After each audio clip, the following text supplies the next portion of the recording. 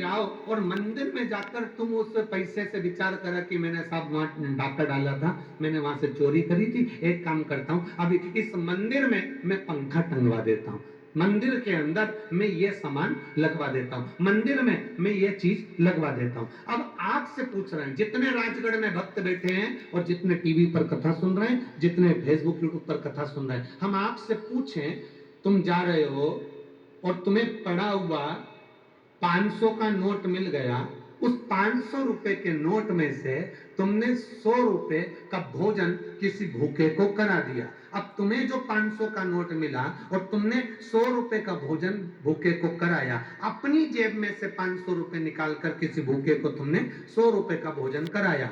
अब तुमने जो भोजन कराया भूखे को, वो पुण्य किसके खाते में जाएगा?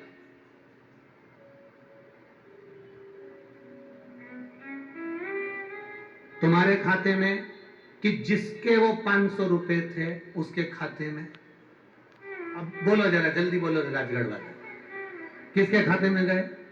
जिसके 500 रुपए गिरे। अब तुमने मालूम पड़े तुमने डाका डाल दिया, चोरी कर ली, तुमने छल कर लिया, कपट कर लिया, बेईमानी कर ली, तुमने किसी को कष्ट दे दिया और उससे धन लेकर आ भी गए और तुमने उस धन का पंखा टांग भी दिया, तो वो तुम जिसका लेकर आए हो वो पंखा उस जीव के खाते में चला जाता है, उसका है वो उसके खाते का है।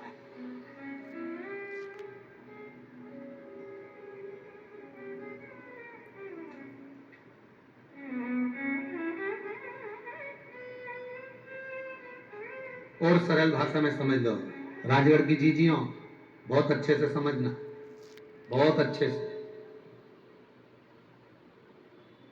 हरतालिका तीज का पूजन या करते हैं लोग? कौन कौन करता है जरा हाथ उठा। सब करते हैं, ठीक है, रखो रखो रखो, ठीक है। हरतालिका तीज का पूजन जिसके यहां तुम करने के लिए गए हो, ठीक है, अब तुम्हें चाहिए क्या?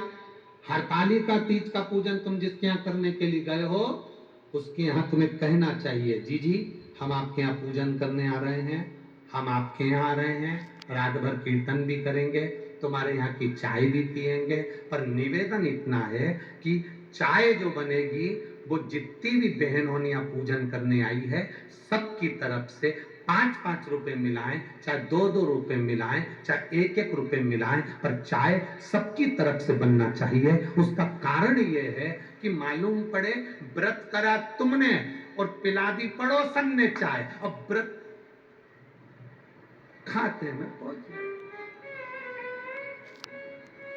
अब इतनी सारी माताएं बैठी है, ये हर बार कहती है हम तो हरतालिका तीज का व्रत करते हैं भगवान, तो भी हमारी नहीं सुन रहा, हम तो हरतालिका तीज का व्रत करते हैं तो भी भगवान हमारी नहीं सुन रहा। जरूर तूने जहां व्रत करा था, जहां पूजन करी थी, उसके घर की चाय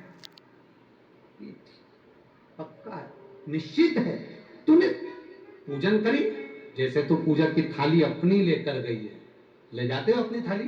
बोलो जम के बोलो जरा, ले जाते हो? जैसे पूजन की थाली अपनी लेकर गए हो, फल अपना लेकर गए हो, पानी का लोटा अपना लेकर गए हो, उसी तरह वो जीजी से कह दो, जीजी हम आपके यहाँ पूजन करेंगे, आराधना करेंगे, रात भर कीर्तन करेंगे, रात भर सत्संग करेंगे, रात भर आराधना करेंगे, पर तुमने जो हमको चाय पिलाई है, अर्थात जितनी बहनें आएंगी वो 2-2 रुपए मिलाकर सबके लिए चाय बनेगी, तो पुण्य सबके खाते में चले जाएगा, एक के खाते में नहीं जाएगा। ये पुण्य की प्रबलता है, ये भजन की प्रबलता।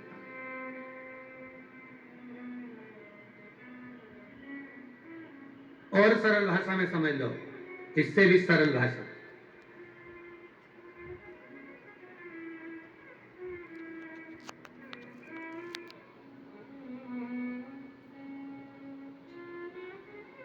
एक फूल वाले को बड़ा सुंदर एक कमल का पुष्प मिल गया, हो सकता है ऐसा कोई सुंदर सा फूल कमल का हाथ में आ गया, सुंदर सा। अब फूल वाले को एक फूल आया, नगर में संत आए, साधु आए, गुरु आए, माली ने विचार करा कि फूल में संत के पास जा रहा हूं तो फूल लेकर जाऊंगा, संत के पास। अब माली फूल को लेकर जाने लगा तो राजा ने उसकी टोकनी में बड़ा सुंदर पुष्प देखा, तो पुष्प देखकर राजा ने कहा ये फूल हमको दे दो, 8,000 सोने की मुद्रा हम आपको देते हैं, ये फूल हमें दे दो। माली ने कहा महाराज आप ये फूल लेकर कहाँ जाओगे? तो कहा संत आए हैं, उन संत को ये पुष्प देना। माली ने कहा महाराज फूल अगर आप देंगे तो मैंने भी तो संत को देने के लिए फूल रखा है, मैंने भी तो संत को देने के लिए फूल रखा, मैं नहीं दे सकता। 8,000 सोने की मुद्रा छोड़ दी उस फूल के लिए। नगर का मंत्री आ गया, उसने कहा फूल हमें दो, हम 16,000 स्वर्ण मुद्रा तुमको देते हैं। फूल नहीं दिया। आखिरी में वो फूल लेकर संत के पास गया तो पूरे नगर के लोगों ने कह दिया इसने इस फूल के 8,000 सोने की मुद्रा नहीं ली, इसने 16,000 सोने की मुद्रा नहीं ली, ये फूल गुरुदेव आपके लिए लेकर आया है।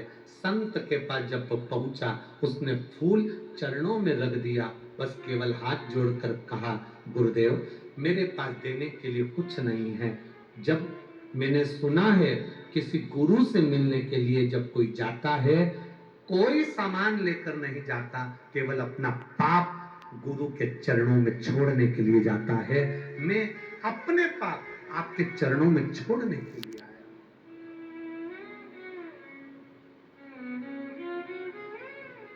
मैं अपना पाप एक गुरु के चरणों में छोड़ने के लिए, गुरु की आंख से आंसू बह गए, गुरु के नेत्रों से जल बह गए।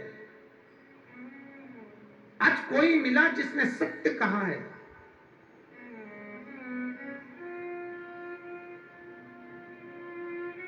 मालिनी मालन फूल देती है, पर शंकर भगवान को अगर कोई चढ़ाने जा रहा है तो वो फूल निशुल्क फ्री में वो फूल दे देती है। फ्री ले जाओ,